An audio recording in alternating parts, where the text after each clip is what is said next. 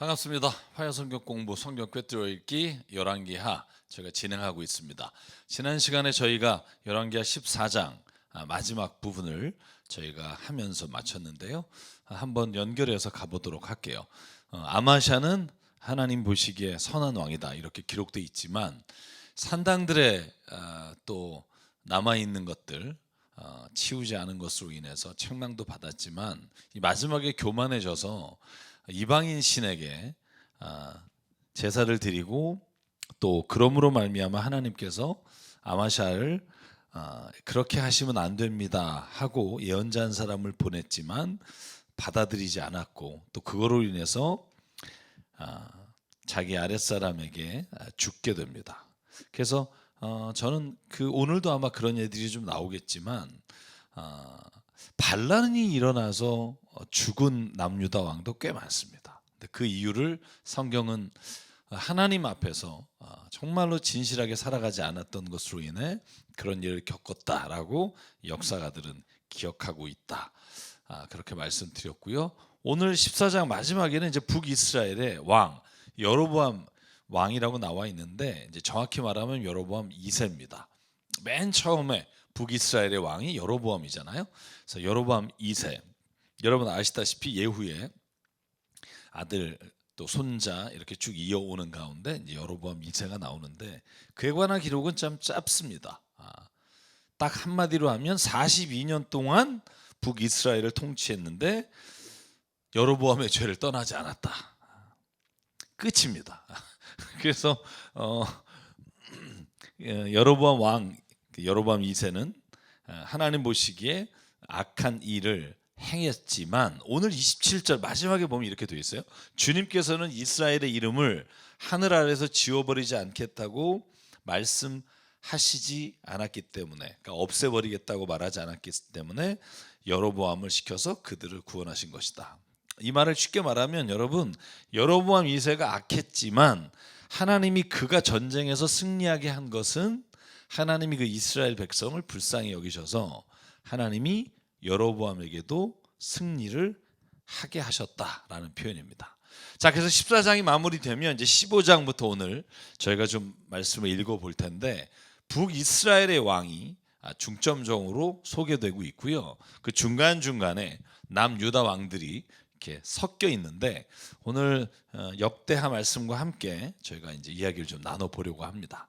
자, 열왕기하 15장 먼저 남유다 아샤라 왕이 나옵니다. 여러분 아까 아마샤 왕 나왔죠. 아마샤 왕의 아들입니다. 근데 여러분 역대하에는 이름이 뭐라고 나온다고 했죠? 이 아샤라라고 하는 이름이 안 나오고 우시야라고 나옵니다. 그러니까 우시야가 아사랴다 이렇게 여러분 기억하시면 될 겁니다. 그래서 이 아사랴 왕이라고 나오는데 아사랴도 이 기록된 걸 보면 참 좋은 왕이에요. 한번 볼까요? 52년을 통치를 했어요. 나이가 16의 왕이 돼서 52년을 다스렸고 아버지 아마샤가 모든 일을 본받아 주님께서 보시기에 올바른 일을 했어요. 그래서 선한 왕으로 기록된다고 말씀드렸죠. 근데 산당은 제거하지 않았다. 이건 뭐 대부분의 남유다의 왕에게도 남아있는 특징이고요. 그래서 하나님이 주님께서 왕을 치셨으므로 왕은 죽을 때까지 나병 자가 되었고 격리된 궁에서 살았다. 그리고 왕자인 요담이 왕실을 관리해서 나라의 백성을 통치했다. 이게 끝입니다. 열왕기하 16장에 아사랴 왕에 대한. 근데 이것만 읽어가지고는 알 수가 없어요. 그러면 어디를 읽자? 제가 말씀드렸죠. 역대하를 읽어보자. 그러면 이 아사랴, 다시 말해서 우시야 왕은 어떤 일을 했기 때문에 나병에 걸렸는지를 알아야 될 거 아니에요. 아니 뜬금없이 올바른 일을 하였으나 나병 환자가 되었다. 여러분 이건 우리가 이해하기 어렵잖아요. 자, 그러면 역대하 26장을 보면 명확하게 나옵니다. 왜? 이 우시야 왕이 아사랴 왕이 하나님 말씀을 잘 섬겼는데 어떤 일로 인해 나병을 걸리게 됐는가? 자, 26장을 한번 볼까요? 자, 11절에 보면 우시야는요 군대가 막강했다고 돼 있어요. 얼마나 군대가 막강했냐면 거의 다윗 시대의 군대만큼 막강한 군대를 가지고 있었어요. 그래서 지휘관만 2,600명이에요. 와, 대단하지 않습니까? 지휘관만 2,600명. 그 군사는 몇 명이냐? 30만 7,500명. 여러분 대단한 겁니다. 생각해보세요. 남과 북을 나눠서 남쪽만 지금 30만 7,500이에요. 유다 지파만. 나머지 10지파 빼고. 여러분 예전에 기억하시나요? 군대 막 가나안 땅에 들어가서 그때 전체 60만 막 이랬잖아요. 남자 장정이. 생각해 보세요. 지금 군인만 30만 7,500명. 하나님이 얼마나 축복하셨어요. 근데 어떤 일이 벌어졌냐 하면 우시아는 이 광대한 힘을 가지고 있는 군대로 인해 교만하게 되었더라. 16절에 이렇게 기록돼요. 힘이 세지면서 교만하게 되더니 드디어 악한 일을 저지르고 말았는데 그게 뭐냐 하면 성전에 들어가서 분향단에 자기가 제사를 드리겠다라고 들어가게 된 거예요. 여러분 하나님이 철저하게 분리하잖아요. 뭘 분리해요?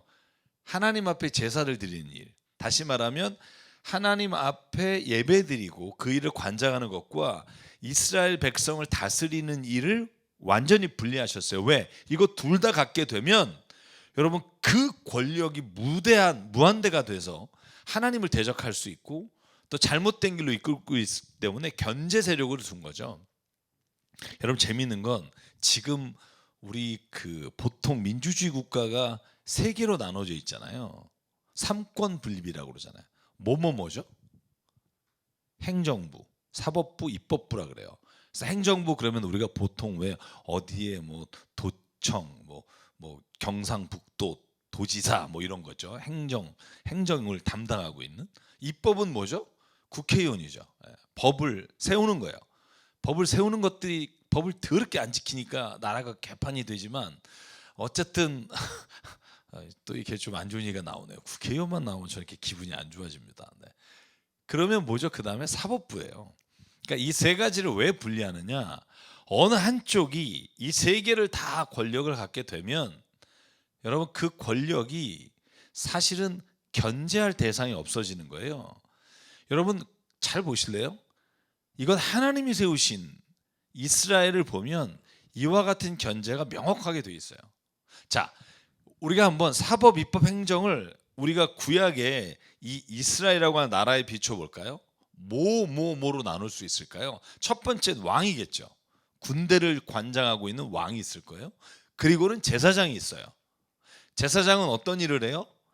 이 왕과 군대 세력이 정말로 막강하지만 하나님이 뜻이 뭔지, 하나님이 뭘 원하시는지를 전달하는 게 제사장이어야 하잖아요. 그런데 어떻게 됐어요? 여러분 쭉 보면 제사장이 이렇게 하나님의 잘못된 길을 갈 때 왕에게 대적하거나 왕을 꾸짖는 경우가 있지만 그 외에 더 많은 경우는 왕을 기쁘게 하고 왕이 정말 누릴 수 있는 특권을 제사장에게 줌으로 인해 서로가 이렇게 누이 좋고 매부 좋고 하게 되면 누가 나타나요? 예언자가 나타나요.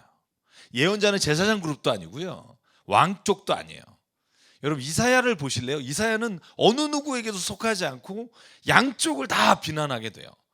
여러분 예언서를 보면 누구누구를 비판합니까? 왕을 향해서도 비판하고 제사장과 하나님의 뜻을 따라 예배를 관장하는 레위 지파들, 이런 지파들을 향해서 하나님의 뜻을 전하잖아요. 왜 이런 세 개를 하나님 두셨을까? 마찬가지예요. 어느 쪽의 권력이 세지지 않게 하기 위해서, 그리고 잘못된 길로 가면 그걸 깨우치기 위해서 그 일을 했단 말이에요. 그런데 지금 뭘 해요? 여러분 아사랴 왕이 내가 이제는 이 정도 내가 키웠으면 내가 하나님 앞에 제사를 왜 못 드리냐고 들어가는 거예요. 여러분 그랬더니 재밌어요. 뭐가 재밌냐면 역대하 26장에 보면 왕의 이름이 우시아라고 나오잖아요. 그런데 제사장의 이름이 뭐냐면 아사랴예요. 그래서 열왕기하에는 아사랴 왕이라고 되어 있고, 그래서 아마 그 당시에는 이런 이름들이 굉장히 흔했던 이름이 아니었나 이런 생각을 해요. 자, 아사랴 제사장이 뭐라 그래요? 왕이요. 이건 안 됩니다. 왕이 아무리 나라를 잘 다스리고 통치한다 해도 하나님이 나눠두신 걸 당신이 들어가서 제사를 드리면 안 됩니다 하고 몇 명의 같이 들어가요? 80명의 제사장을 끌고 들어가요. 왕이 이러시면 안 됩니다. 여러분, 이때 만약에 자기가 잘못은 했잖아요. 이미 들어갔어요. 그랬는데 만약 아사랴 제사장이 말했을 때 돌이켰다면, 회개했다면 저는 이 우시야 왕은 살 수 있었어요. 다윗이 그랬잖아요. 나단이 찾아가서 당신 하나님 잘못했습니다 그럴 때 변명하거나 화를 내거나 노하지 않고 내가 하나님께 범죄했습니다라고 무릎을 꿇잖아요. 그게 믿음이라는 거죠. 여러분, 믿음 있는 사람이 죄 안 짓는 게 아니에요. 믿음 있는 사람은 실수하고 죄를 짓지만 하나님이 원하시는 걸 뭔지를 깨닫는 순간 하나님 앞에 무릎 꿇는 게 믿음 있는 사람이에요. 자, 근데 어떻게 해요? 우시야 왕 아사랴 왕에게 화를 내요. 자, 19절. 그가 제사장들에게 화를 낼 때 그의 이마에 납병이 생겼더라. 자, 그럼 열왕기야 저희가 오늘 읽은 15장을 이해할 수 있겠죠. 그죠? 왜 그러면은 아사랴 왕, 우시야 왕은 나병에 걸렸을까? 하나님이 분리해 놓은 걸 자기가 권력이 세지고 군대가 세지면서 내가 직접 제사를 드리겠다 할 때 여러분 말렸음에도 불구하고 80명의 제사장을 자기가 화를 내면서 자기가 직접 분향을 하게 되는 것 때문에 나병에 걸렸더라라고 기록합니다. 자, 그래서 26장을 한 번 더 볼게요. 그래서 어떻게 되냐면 평생 우시야 왕은 성전에 출입을 못하게 됐어요. 여러분, 이게 정말 안타까운 일이죠. 여러분, 만약에 우시야가 왕이 아니었다면 이렇게까지 또 하나님이 하시진 않으셨을 거다 생각해요. 그런데 지도자는, 이끌어가는 사람은 하나님이 더 엄하게 다스리신다 하는 것을 보게 되고요. 자, 그래서 잘 보세요. 우시야가 왕자리에 있었으나 그 아들이 그 왕의 일을 대신 해 나갔다는 거예요. 돌아가실 때까지. 그래, 아버지가 돌아가신 다음에 그 아들 요담이 그 왕의 통치의 기간을 시작했겠죠. 자, 어쨌든 이 요담까지는 그래도 하나님 보시기에 선한 왕이다라고 성경에 기록되어 있습니다. 그래서 여러분, 선한 왕 4명을 이름을 쭉 들어보자. 그러면 누가 될까요? 요아스, 그렇죠? 요아스 아들 아마샤 아들 우시야, 아사랴고도 하고요. 우시야 아들 요담. 이 4명은 선하다, 착한 왕이다. 앞에 2명밖에 없잖아요. 앞에 2명 누구다? 아사, 여호사밧. 그래서 현재 6명이에요. 그럼 뒤에 2명밖에 없겠죠. 제가 8명이라 그랬잖아요.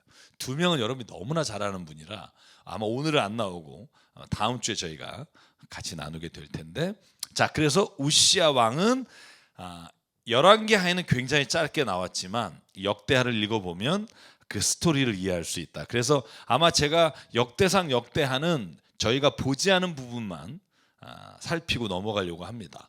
이렇게 같이 봤던 부분들은 생략하고.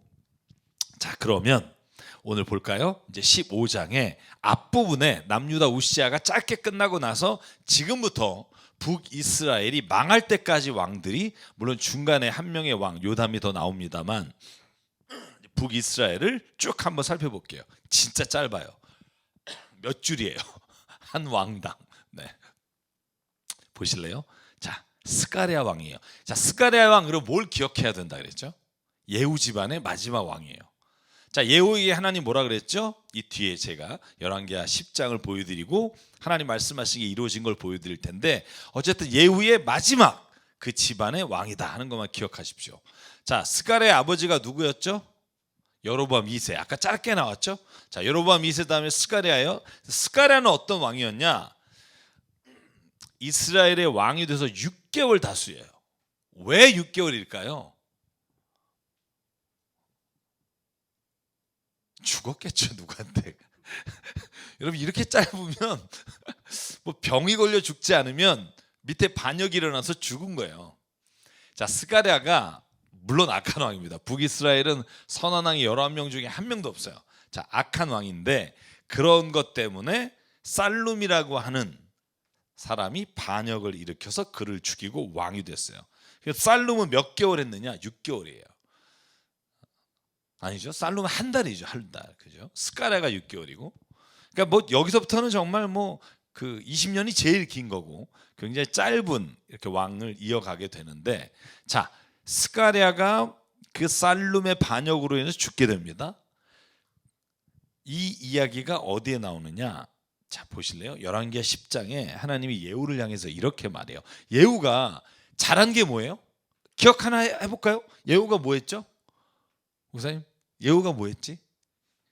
예후가 왜, 그죠? 바알 선지자들 다 모여라, 내가 바알께 큰 제사 드리겠다. 그래서 때로 모아놓고 다 죽였잖아요. 그죠? 그랬는데 안 한 게 뭐예요? 베델과 단에 있었던 금송아지는 없애지 않았다. 여로보암 때 세웠던 금송아지는 없애지 않았다. 그래서 그걸로 인해 하나님이 뭐라고 말했냐면 이렇게 말했어요. 여로보암의 죄로부터 돌이키지 않았기 때문에 내가 네 대까지, 네 자손까지만 왕을 지키게 될 것이다 해서 예후의 집안이 스가랴에서 끝나게 되고 살룸에 의해 죽게 됩니다. 자, 그러면 이제 여러분 계속 반복밖에 없어요. 그죠? 자, 그럼 예후의 5 아들은 누구다? 예후, 여호야하스, 여호아스, 여로보암 2세, 스가랴. 이렇게 5명이에요. 이 5명, 뭐 여러분이 이름을 꼭 외우라는 게 아니라 기억하시라는 거예요. 그래서 스가랴는 살룸에게 죽게 되고, 자, 살룸은 딱 한 달 동안 통치를 했다라고 되어 있어요. 보실까요? 15장 13절. 살룸이 스가랴를 해서 왕이 됐는데, 여러분 반역으로 뺏은 나라가 오래 가지가 않죠. 한 달. 한 달 있다 문하햄한테 맞아요. 죽어요. 그리고 나오는 게 딱 그거밖에 없어요. 문하햄은 왕이 돼서 한 달 동안 다스렸다. 그런데 문하햄이 그를 죽였다. 끝이에요. 참, 여러분 역사 이 한 줄밖에 안 남는 왕들, 뭐 어떡하겠어요. 한 일이 그거밖에 없는데, 그죠? 자, 문하햄은 여러분이 좋아하는 햄, 그죠? 햄, 베들레헴, 햄. 뜻이 뭐라 그랬죠, 여러분? 네? 뭐 아니다라고 하는 분도 있는데, 빵이잖아요, 그죠? 네, 빵집. 그래서 뭐 베들레헴 뭐 그렇다 얘기를 들었는데, 베트가 집이잖아요, 그죠? 그래서 그 우리가 하나님의 집, 그럼 벳엘 그러잖아요. 하나님의 집. 그러니까 이게 베들레헴도 마찬가지예요. 빵집이에요. 그래서 햄, 뭐 제가 뭐 지금 문하햄 뭐 그 이름을 말하는 게 아니라 그냥 여러분 기억하시기 좋으라고 이건 그냥 여담입니다.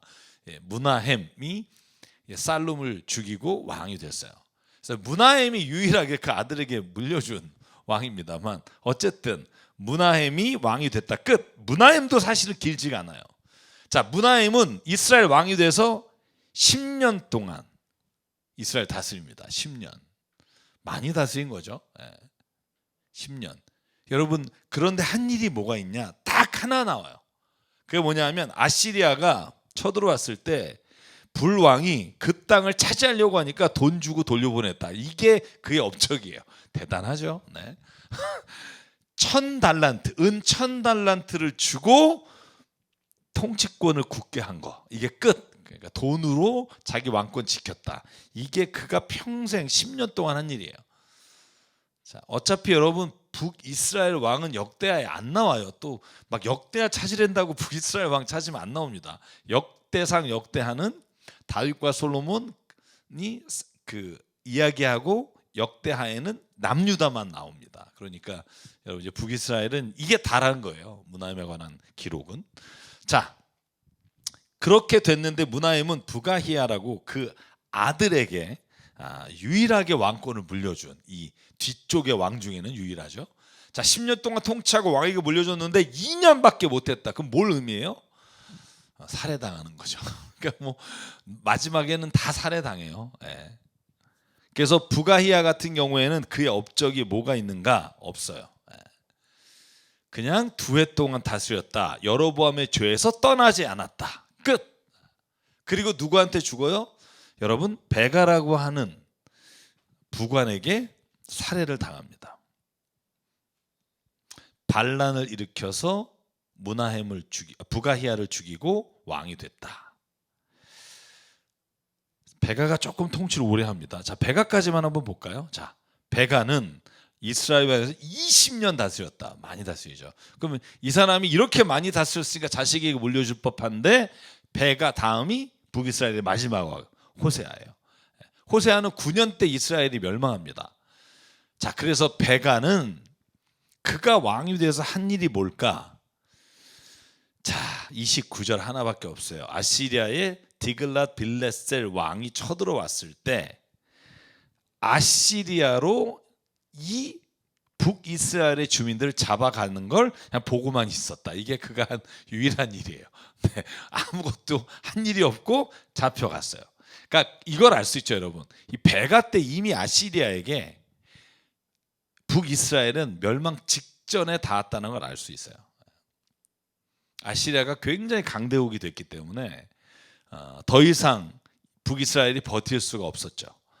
여러분, 그래서 베가는 이렇게 아시리아로 이미 베가 왕 때 북이스라엘로 끌려갔습니다. 자, 그리고 난 다음에 열왕기하 15장 16장이 남유다 쪽으로 또 왕이 좀 돌아와요.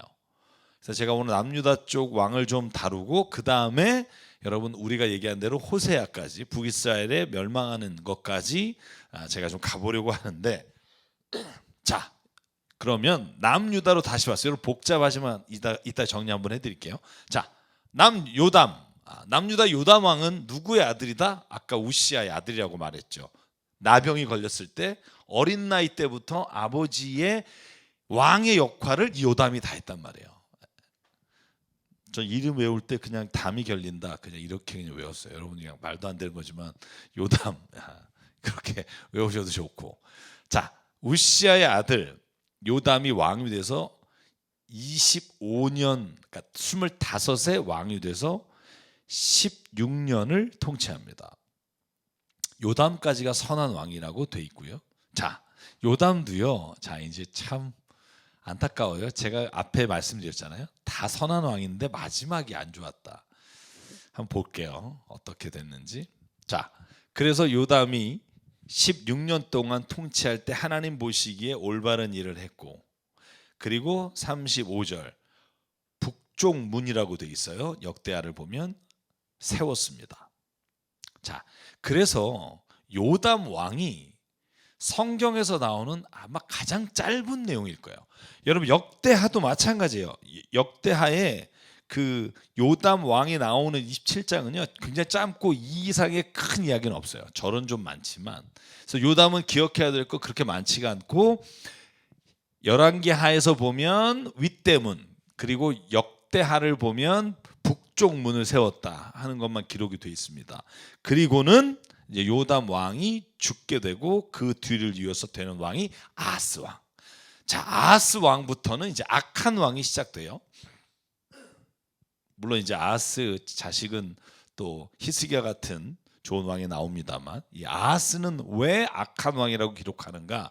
한번 16장 먼저 볼까요? 자, 요담 왕의 아들 아하스가 왕이 됐어요. 자, 20살의 왕이 돼서 똑같이 16년을 다스렸는데 하나님 보시기에 옳지 않은 일은 다 했어요. 자, 그 중에 3절 보면, 자, 여러분 굉장히 하나님께서 가장 싫어하는 일이라고 했던 게 뭐죠? 자기의 아들을 태워서 제물로 드리는 거. 이걸 한 게 므낫세가 뒤에 나오고 아하스가 나와요. 자, 보실래요? 자, 3절 아하스 왕은 자기 아들을 불에 태워 제물로 바쳤다. 이것은 주님께서 이스라엘 자손이 보는 앞에서 쫓아내신 이방 민족의 역겨운 풍속을 본받는 행위다. 자, 이걸 역대하 28장에는 자세히 설명을 하고 있어요. 자, 아하스가 어떻게 했느냐? 흰놈 겨울자기에서 자기 아들을 불태워 제물로 바쳤다라고 돼 있어요.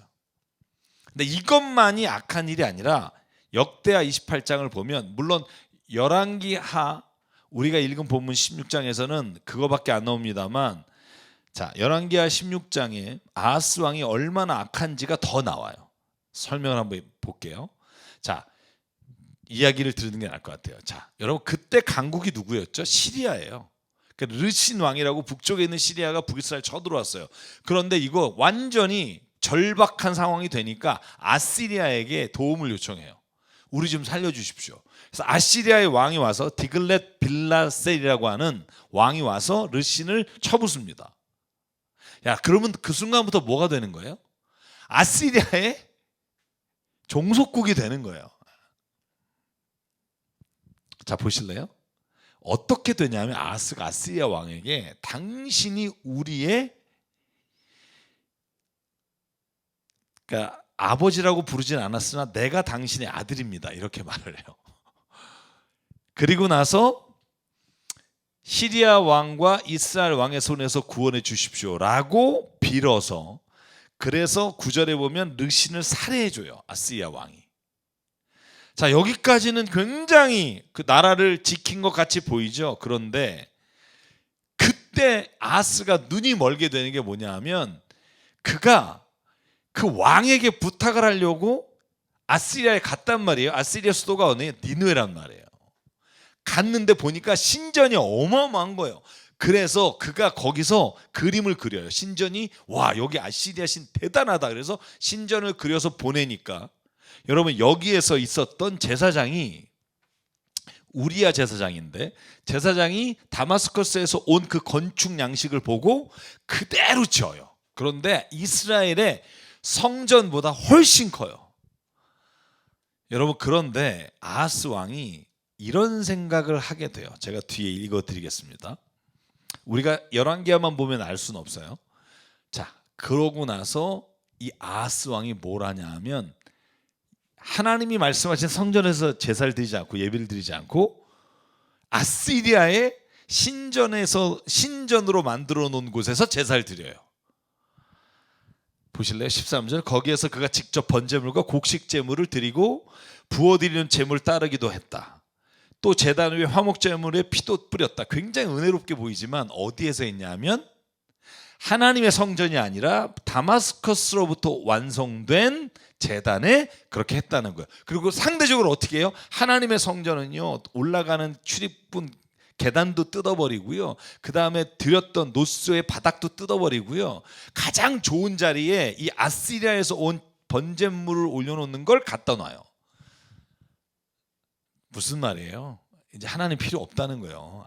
아시리아가 이렇게 도와줬을 뿐 아니라, 자, 그의 속마음을 보여드릴게요. 자, 제가 속마음을 28 역대하를 통해서 보고 나서 다시 돌아올게요. 그가 진짜 아시리아가 막 시켜서 했나요? 아니에요. 성경 뭐라고 기록하냐 하면, 자, 아하스가 아시리아 왕에게 갖다 조공을 바쳤지만 효과가 없었어요. 그러니까 아하스가 다마스커스에서 섬기는 신들에게 제사를 드리고, 그러면서 아시리아의 왕들 혹은 시리아의 왕들, 그 대국들이 섬겼던 하나님을 섬기면, 자, 보세요, 여기입니다. 그 신들이 나를 돕겠지 하고 생각하였다예요. 그러니까 자의적으로 자기의 뜻으로 그 신전을 가져다가 하나님의 성전을 대신하게 된 거예요. 누가? 아하스 왕이. 그런데 성경이 뭐라고 그래요? 이런 일이 오히려 아하스와 온 이스라엘을 망하게 했다, 이렇게 기록하고 있는 거죠. 눈에 보이기에 강한 신을 따라가는 것이 남유다와 자기에게 좋게 여겨서 그렇게 따라갔으나, 그러나 오늘 성경은 말합니다. 그것으로 인해 이스라엘은 망하게 됐다. 자, 다시 한번 열왕기하로 돌아올게요. 자, 여기에 뭐라고 돼 있냐면, 주님 앞에 놓여 있는, 자, 16장 14절이에요. 주님 앞에 놓여 있는 놋제단을 성전 앞으로 옮겼는데, 새 제단과 주님의 성전 사이에 있는 놋제단을 새 제단 북쪽에 갖다 놨다. 다시 말하면 다마스커스에서 온 신전이 이제 주가 되고, 하나님께 드렸던 제단은 사이드로 가는 거예요. 자, 그러면서 뭐라고 말해요? 자, 이렇게 말해요. 우리야 제사장에게 명령을 해요. 뭐라고? 자, 이제부터 아침 번제물과 저녁 예물, 왕의 예물, 곡식 예물, 백성의 모든 번제물은 이 큰 제단에서 드리시오. 이 큰 제단이 어디예요? 아시리아 다마스커스, 그러니까 시리아의 다마스커스에서 온. 여러분, 시리아와 아시리아의 신전들을 갖다 놓고 여러분 이제 아하스는 그 신들을 섬기고 하나님은 뒷전이 된 거예요.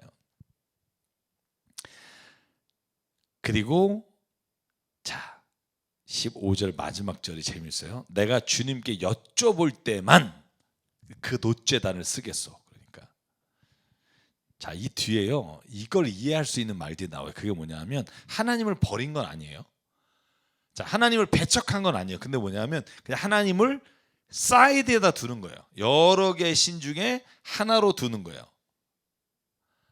그게 하나님이 가장 하지 말라고 했던 거죠. 함께 섬기지 마라, 나와 이방신을. 아하스가 완전히 하나님을 배격한 게 아니라 하나님께 뜻을 물어볼 땐 내가 요 놋제단에다 제물을 드리고, 큰 뜻을 물어볼 땐 다마스커스에서 온, 시리아에서 온 그 큰 제단 위에 내가 뜻을 묻는 게 아니라 하나님께 예배를 드리겠다. 여러분 그래서 17절부터 좀 보실래요? 아하스 왕은 대야의 놋새 테두리를 떼어버려요. 그리고 놋대야를 그 자리에서 옮겨요. 또 놋새소가 받치고 있던 놋새 바다를 뜯어내요. 그리고 아시리아 왕에게 경의를 표하려고 주님의 성전 안에 만들어둔 왕의 안식일 전용 통로와 주님 성전 바깥에 만든 전용 출입구를 없애버려요. 그러니까 하나님께 직접 올라가는 거 안 하는 거예요. 이제. 여러분 그래서 이 아하스 왕이 하나님 앞에 범죄한 왕으로 기록이 됩니다. 안타까운 일입니다. 자, 그렇게 이제 아하스 왕에 대한 이야기가 끝나죠. 자, 그러면 아하스 다음에 왕이 누구죠? 여러분? 유명한 왕이잖아요. 아하스, 히스기야죠. 히스기야. 그래서 이 뒤에 히스기야가 나올 때 이제 이사야 38장 이제 병에 걸리고 태양이 뒤로 10도 가고 막 이런 게 나오는데 그 다음에 히스기야 다음이 아몬이겠죠. 아몬 다음이 므낫세.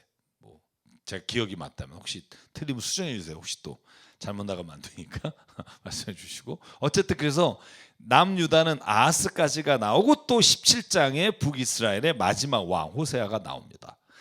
자, 호세아 왕이 여러분 보시래요. 이제 18장에는 히스기야 왕이 나올 거예요. 자, 호세아 왕이 왜 중요하냐? 북이스라엘의 마지막 왕이면서 동시에 이 호세아 때 아시리아 군이, 아시리아의 주민이 사마리아로 들어와서 살게 되는 이야기. 그래서 일어난 일이 예수님 때 사마리아에 있는 사람이 어떻게 유대인과 상종하느냐라는 이야기가 요 열왕기하 17장을 읽어보면 이해할 수 있게 돼요.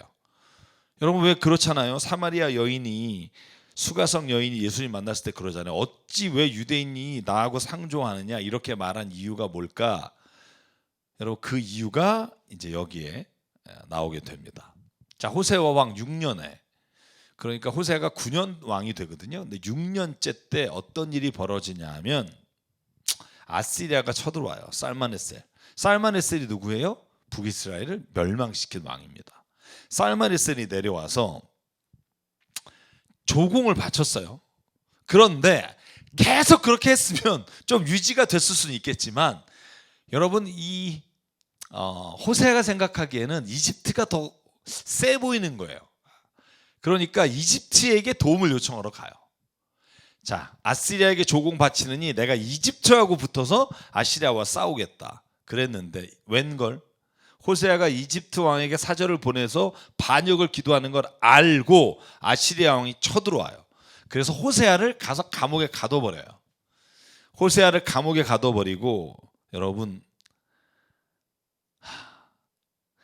호세아는요 이집트에게 도움을 요청했다가 아시리아로부터 3년 동안 사마리아 성이 폐쇄되는 일을 당하게 돼요. 여러분 그래서 여러분 사마리아 성도 아비규환인, 그래서 여러분 예언서 읽어보면 그런 이야기가 나오는데 북이스라엘의 사마리아가 아시리아에게 점령될 때도 그렇고 남유다가 바벨론에게 점령될 때도 엄청난 비극을 경험하게 되잖아요. 자, 그래서 여러분 아시리아로 이주하게 되는데 잘 보시면 성경이 이렇게 되어 있어요. 호세아 제9년, 그러니까 6년부터 들어가서 9년에 아시리아 왕이 사마리아를 점령하고 두 가지 정책을 해요. 아시리아의 원주민을 사마리아에 데려다 놓고 사마리아에 있었던 이스라엘 사람들을 아시리아로 데려가요. 자, 이렇게 서로가 다 데려가고 데려오면 어떻게 되죠? 혼혈이 되는 거죠. 그죠? 피가 섞이는 거예요. 그래서 사마리아가 나중에 예수님 때 가면 완전히 이스라엘과는 다른 이방 민족과 같이 여겨진 게 아시리아의 사람들이 이 지역에 들어와서 북이스라엘 사람과 혼인을 맺고, 그리고 이제 여기에 나오는 하나님 외에 다른 신을 섬기게 됐어요. 그것 때문에 하나님께서 그 북이스라엘 지역, 사마리아 지역이 이제 남유다로부터 이제 백촉당하는 일들을 보게 되는데, 자, 그걸 좀 설명할게요. 자, 아시리아로 이주되는 북이스라엘 백성입니다. 자, 이제 완전히 멸망했습니다. 호세아 제9년에. 그리고 7절에 이렇게 이유를 설명해요.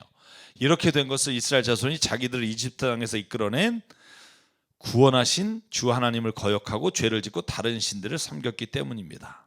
이게 이제 성경이 말하고 있는 북이스라엘의 멸망의 원인입니다. 자, 그리고 나서 어떻게 돼요? 북이스라엘 백성이 아시리아로 끌려가게 돼요.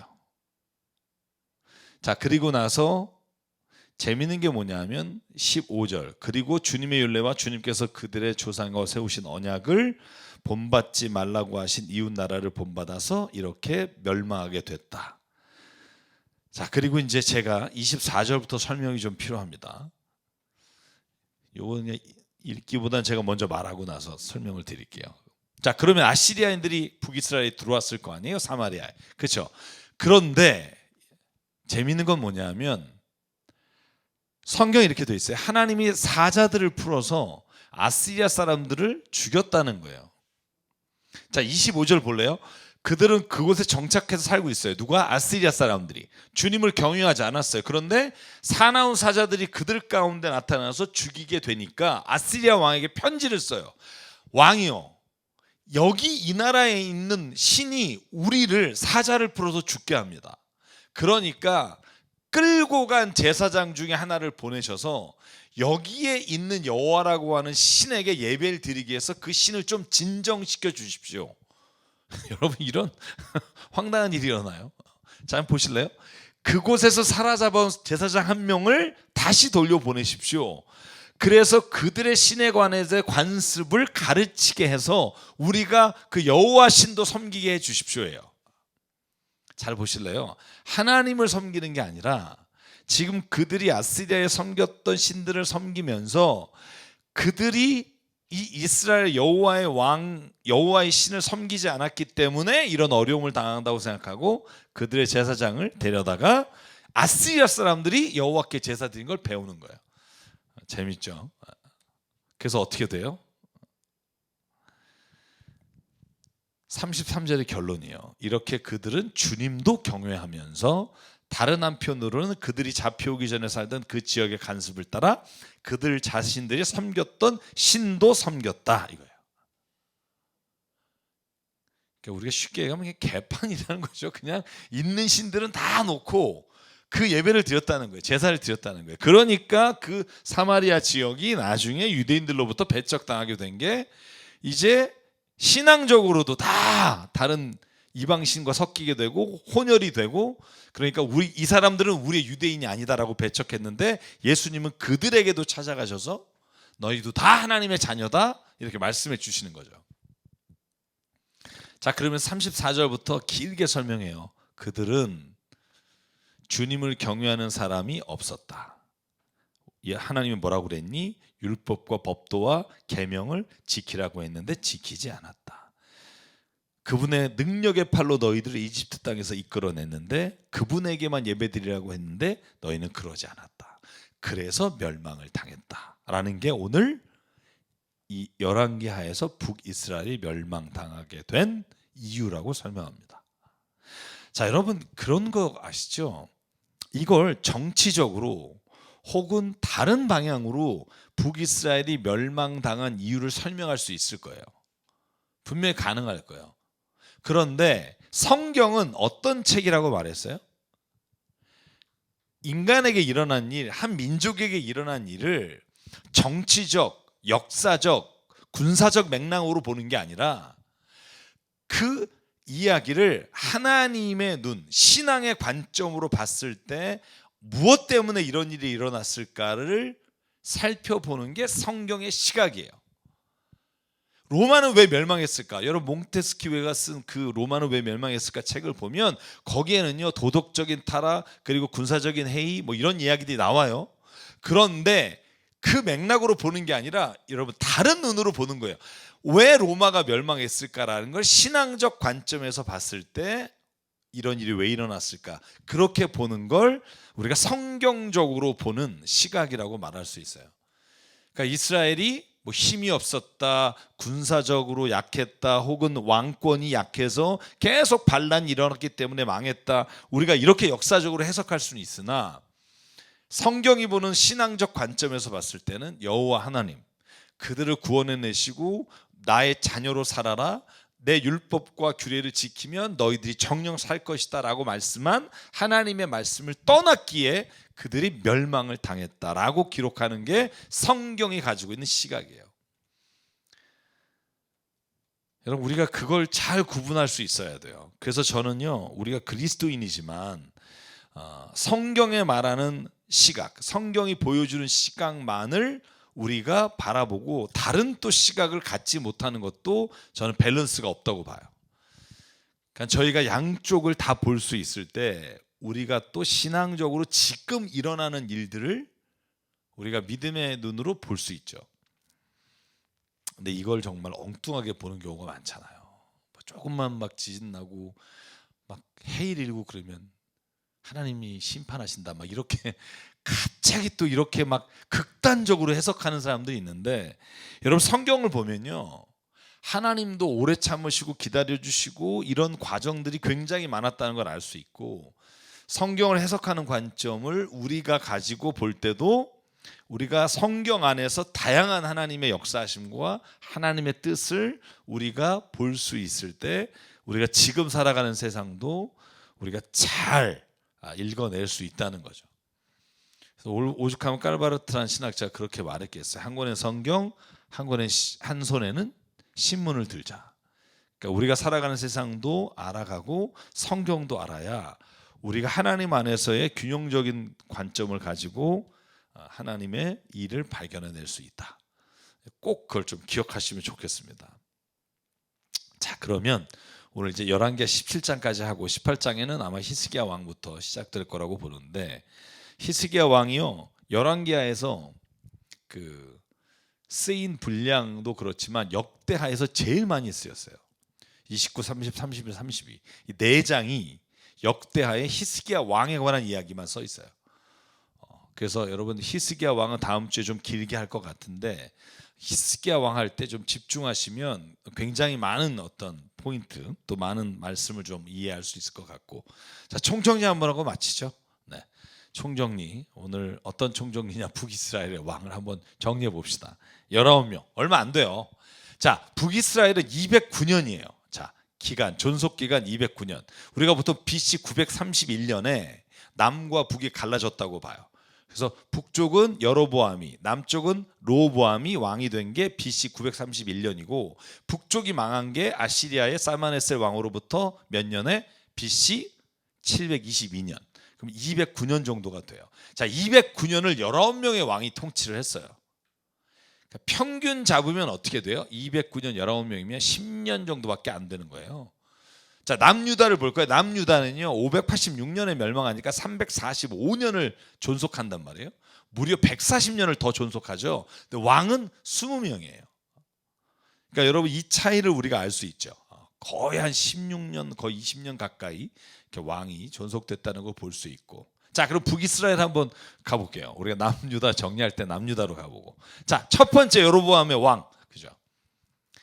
여로보암 왕이 아주 신나게 시작했어요. 좀 하나님이 그 옷을 10개로 찢어서 10지파를 너에게 맡기겠다. 그런데 여러분, 여로보암이 우리가 아까도 살펴봤죠. 아까 어떤 왕이 나올 때 그 얘기가 나왔죠. 예후가 여로보암이 단과 베델에 세웠던 금송아지를 버리지 않아서 4대까지만 왕권을 유지하게 될 거다. 여러분, 그 여로보암이 그 일로 인해 여러분 예언자가 가서 하나님이 이걸 기뻐하지 않습니다 막 이렇게 했는데도 여로보암이 버리지 않잖아요. 그 금송아지를. 그래서 어떻게 돼요? 그 아들 나답 때 죽게 돼요. 반란이 일어나서. 자, 나답을 죽이고 왕조를 설립한 사람의 이름이 누구예요? 바하사예요. 바하사가 나답을 죽이고 북이스라엘의 왕이 돼요. 3대 왕이죠. 그래서 여러분, 바하사는 그러면 잘했느냐? 아니요. 악하긴 매한가지예요. 바하사가 악하게 왕권을 유지하고 아들 엘라에게 물려준단 말이에요.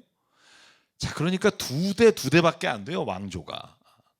그런데 여러분, 엘라는 너무나 악해서 시므이라고 하는 그 밑에 있던 부관이 여러분 이 엘라를 죽여버려요. 근데 시므이는 딱 일주일 동안 통치하고 오므리한테 죽는단 말이죠.